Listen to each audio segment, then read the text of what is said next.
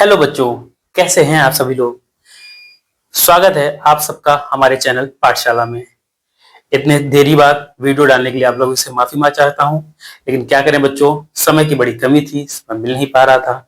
कुछ परिस्थितियां ऐसी थी कि वीडियो नहीं आ पाया, लेकिन अब कोशिश करेंगे कि आप लोग को समय से वीडियो मिलता रहे। तो अभी तक हम लोग ने देखा एक्सरसाइज 1.2 अभी तक कंप्लीट हो चुकी थी, और आज से हम लोग शुरू करेंगे एक्सरसाइज 1.3। तो आइए बिना किसी देरी के शुरू करते हैं।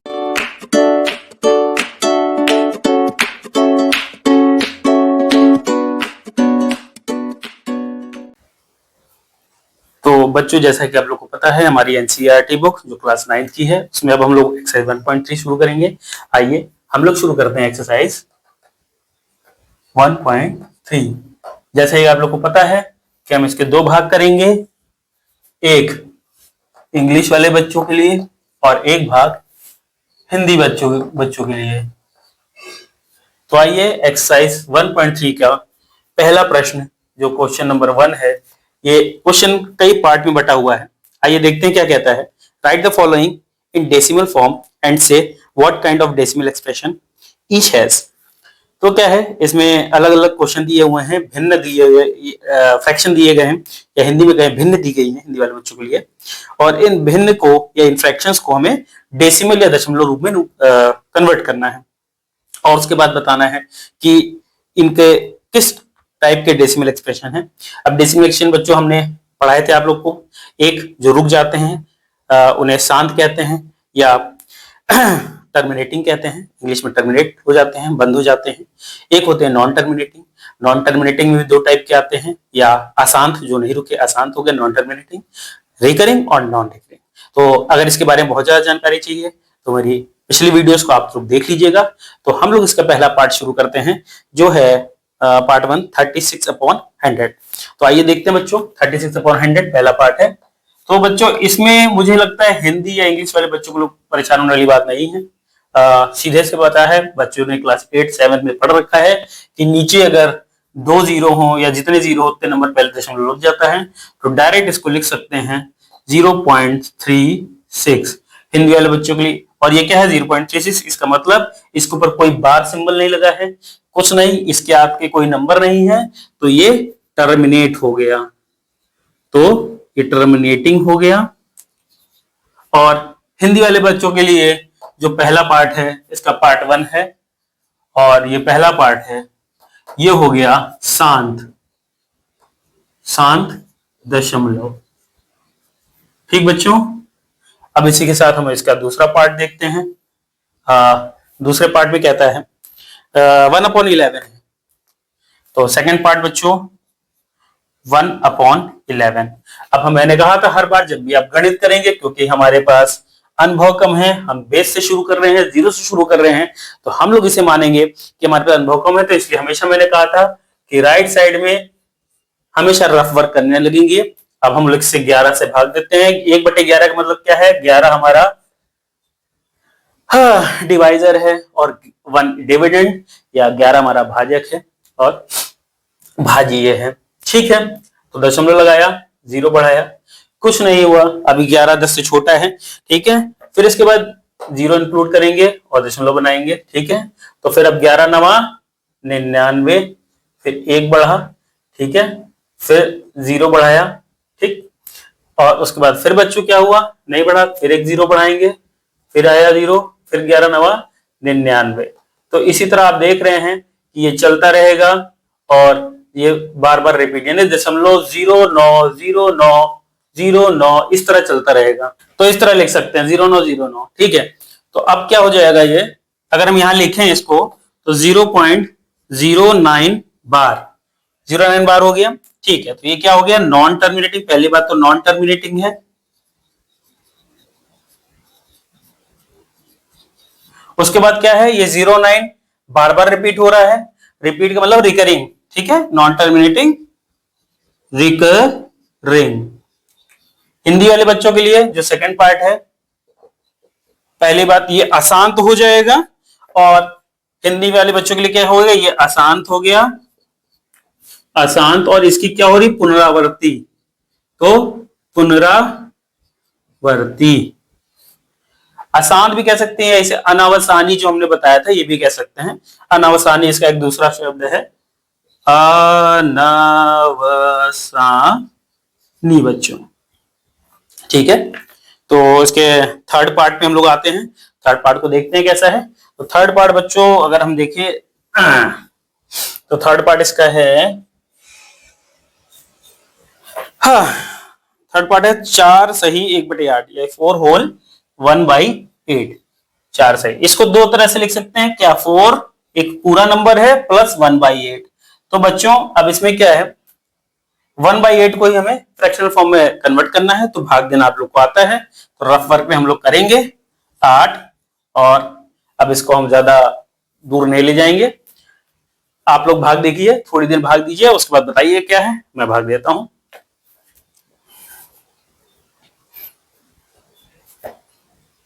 दशमलव लगाया, 0 बढ़ाया, 8 एकम 8, 2 बढ़ा, 8 दूनी 16, 16 बढ़ा, ठीक है, 8 पचे 40, कट गया। ठीक, तो ये क्या आया, 4 प्लस 0.125, तो इक्वल टू 4.125। ठीक है, 4.125। तो बेटा ये क्या हो गया, क्योंकि देखो 125 के बाद हमें ये रिपीट नहीं हो रहा, यहीं पे हमारा डेसिमल एंड हो गया, तो इसीलिए हम इसे कहेंगे टर्मिनेटिंग। ठीक है, ये हमारे टर्मिनेटिंग किस टाइप का है, पहले डेसिमल रिप्रेजेंटेशन इसका ये हो गया, और उसके बाद ये टर्मिनेटिंग है। यही चीज बच्चों हिंदी वाले बच्चे उतार लेंगे, और हिंदी वाले बच्चे अगर हम इसको लिखेंगे हिंदी में तो ये शांत हो गया। ठीक है, तब इसको रब करते हैं, फिर हम लोग आगे बढ़ते हैं। ठीक है, इसका चौथा पार्ट है। अब इसके चौथे पार्ट में सीधे सीधे क्या दिया है क्वेश्चन, इसका फोर्थ पार्ट, डेसिमल एक्सप्रेशन या दशमलव रूप, हमारा वो फ्रैक्शनल रूप ये दिया है 3/13 या 3/30। तो अब हम अपने रफ वर्क करना शुरू करेंगे। तो हमारा भाजक क्या है, और भाज्य क्या है, 3।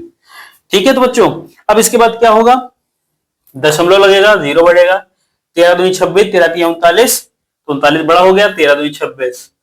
उसके बाद हम इसे भाग देते रहेंगे, आगे बढ़ते रहेंगे। तो करना शुरू करते हैं।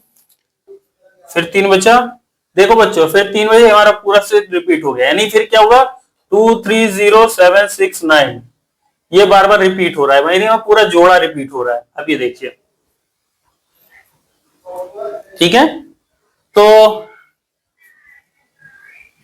इसका मतलब हम इसको क्या लिख सकते हैं, 0.230769, 0.230769 और बार, क्योंकि बार लग गया, तो बार लग गया यानी क्या है, नॉन टर्मिनेटिंग, टर्मिनेटिंग, और क्योंकि रिपीट हो रहा है इसलिए रिकरिंग। ठीक है, और 4 पार्ट क्या होगा हिंदी में, अशांत पुनरावर्ती। ठीक, या लिख सकते हैं अनावसानी, आपको जो समझ में आए आप वो लिख सकते हैं, इसमें बहुत बड़ी वाली बात, परेशान होने वाली बात नहीं है। ठीक, तो बड़ी मेहनत करी। अब 13 का पहाड़ा याद करना, तो भाई मैंने कहा था कि 20 तक के पहाड़े याद करने चाहिए, अगर फिर भी नहीं याद होता है तो फिर गुणा करके देखना पड़ेगा, थोड़ा टाइम लगेगा, लेकिन ठीक है। अगर पहाड़े नहीं याद है तो गुणा करके आप लोग देखते रहेंगे या मल्टीप्लाई करके देखें 13 2 क्या होगा, थोड़ा टाइम लगेगा लेकिन हो जाएगा। लेकिन अगर सीख जाएंगे तो आप लोग के लिए बेटर है। चलिए हम आगे बढ़ते हैं और 5वां पार्ट निकालते हैं, जिसका 5वां पार्ट क्या कहता है, 2/11। तो 2/11, तो बच्चों 11 से भाग देना आराम से आप लोग जानते हैं। फिर हम लोग यहाँ पे रफ वर्क करते हैं, 2/11 करते हैं, 11 बाहर और 2 अंदर, दशमलव आया, 20 बढ़ाया, 11 अधिक कम 11, तो एक टाइम क्या आ जाएगा, 9 बचा, 11 अठे 88, 2 बचा, फिर देखिए रिपीट हो गया 2, यानी क्या है, फिर 20 होगा, फिर 1 लिखेंगे तो 11 होगा, उसके बाद फिर 9 बचेगा, फिर 90 आएगा, फिर 11 88, यानी 1 8 1 8 1 8 रिपीट हो रहा है। तो इसमें क्या लिखेंगे, 0.18 बार। बार हो गया तो यही हाल, नॉन टर्मिनेटिंग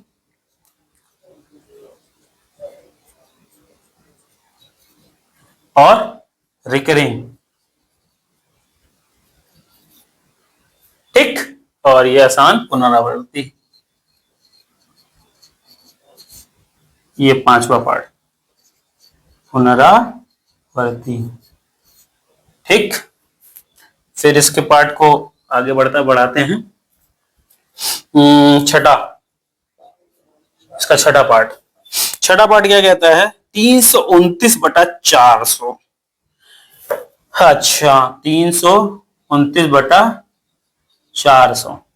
तो बच्चों एक चीज है, या तो इसको रफ वर्क में 400 से भाग दीजिए, वो तो वही पुराना तरीका, 400 पहाड़ा आपको पढ़ना पड़ेगा, 400 पहाड़ा याद नहीं है, क्या कर सकते हैं? तो इसका एक देसी भाषा में कहें जुगाड़ लगाने को प्रयास करते हैं ताकि हमें थोड़ा जल्दी रिजल्ट मिल जाए।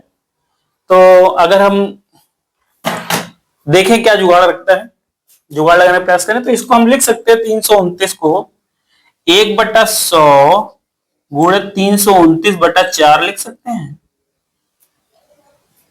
अब जितना भी आंसर आएगा नीचे 2 जीरो पहले दशमलव लगा देंगे, क्योंकि डेसिमल अगर नीचे 0 होते हैं तो बहुत आसान है दशमलव में करना, उतना ही नंबर पहले दशमलव खिसक जाता है, ठीक है। तो अब हमारे पास क्या है, 329 को 4 से भाग देना है, आराम से दे देंगे। 4 का पहाड़ा तो मुझे लगता है सबको याद होगा, ठीक है। तो आइए 329 को 4 से भाग देते हैं, 30, ये आ गया बच्चों। तो 82.25, यानी इसको हम लिख सकते हैं 82.25, और ये पूरा डेसिमल फॉर्म में हो जाते, दशमलव नीचे है, 100 लिख दें अपॉन 100। अब दशमलव अगर नीचे 2 जीरो, दशमलव एक स्थान 2 स्थान पहले खिसक जाएगा, यानी क्या होगा 0.8225। और क्योंकि ये रुक गया है, टर्मिनेट हो गया है, तो बिल्कुल ये हमारा टर्मिनेटिंग हो जाएगा,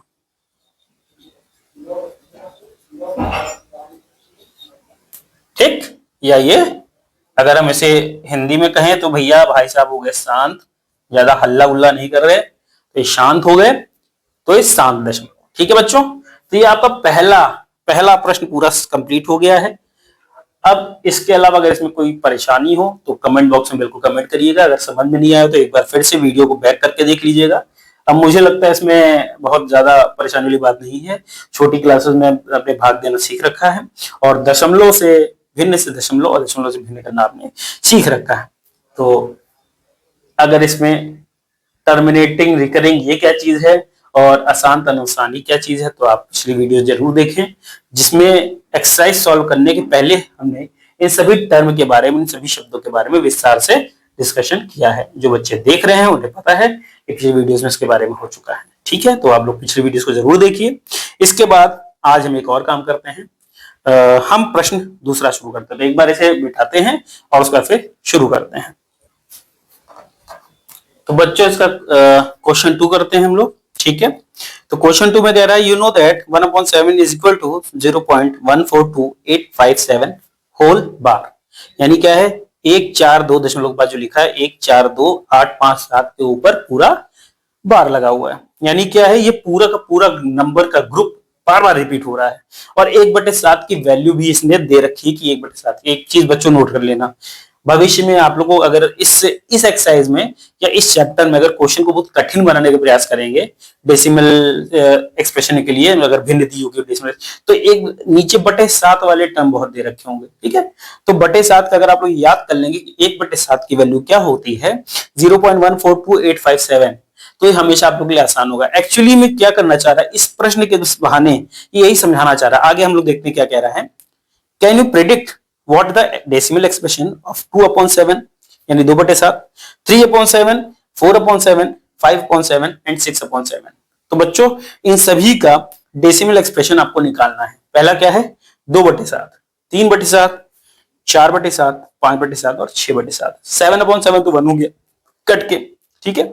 तो इसका मतलब क्या है, अब तो एक देसी तरीका, अगर हमें 2/7 की वैल्यू निकालनी है 2/7 क्या होगा, तो एक तो तरीका है वही जो आप लोग करते आए हैं, इस तरह डिवाइड करना, जैसे कि एक्सरसाइज 1 में पहले पार्ट में क्वेश्चन को किया था हम लोगों ने, क्वेश्चन नंबर 1 के सभी पार्टों में। एक दूसरा तरीका है, क्योंकि हमें 1/7 की वैल्यू दे रखी है। क्या दे रखी है?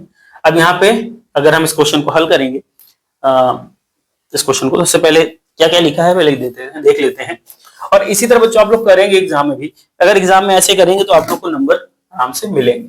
तो क्वेश्चन 2 का यहाँ सोल्यूशन डालेंगे और गिवन, ठीक, given 1/7 is equal to 0.142 whole bar, ठीक है। तो हमें दिया टू फाइंड 2/7, ठीक है। तो बच्चों एक देसी तरीका वो है कि आप भाग दीजिए, भाग धीरे धीरे आप लोग परेशान हो जाएंगे, कोई मतलब नहीं है, ठीक है।